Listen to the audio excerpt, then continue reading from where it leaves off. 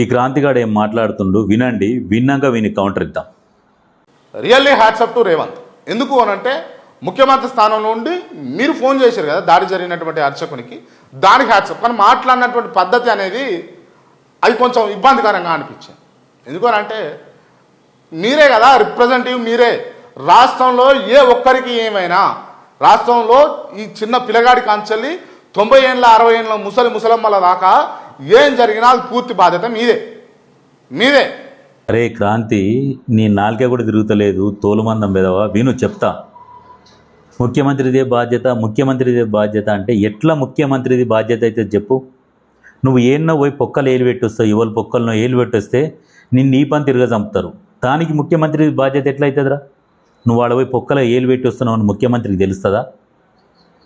ఎప్పుడు ముఖ్యమంత్రికి బాధ్యత అవుతుంది అంటే, ముఖ్యమంత్రిది ఎవరైనా టెర్రరిస్టులు కానీ నేర చరిత్ర ఉన్నోళ్ళు కానీ ఎవరైనా వాళ్ళ నుంచి అయ్యగారికి థ్రెట్ ఉందని ఈయన పోయి ఆల్రెడీ పోలీస్ స్టేషన్లో కంప్లైంట్ ఇచ్చి ఉంటే, పోలీసు వాళ్ళు పట్టించుకోకుంటే వాళ్ళు వచ్చి అయ్యగారి మీద దాడి చేస్తే అప్పుడు ప్రభుత్వానిది బాధ్యత అవుతుంది, పోలీసులది బాధ్యత అవుతుంది, ముఖ్యమంత్రిది కూడా బాధ్యత అవుతుంది.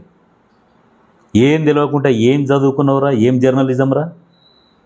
కనీసం జర్నలిజానికి విలువలు కాపాడు. Useless fellow. ఏమి ఇట్లా మెలికలు తిరుగుతున్నావు, ఏం సంగతి?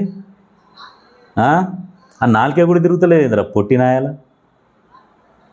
ఏదైనా మాట్లాడేటప్పుడు కరెక్ట్గా మాట్లాడు. ఎవడన్నా మూట ఇస్తే వాని మూట అయితే వాని గురించి మాట్లాడేటప్పుడు వాని జెండా వాని కండవ కప్పుకొని మాట్లాడు. అర్థమైందా?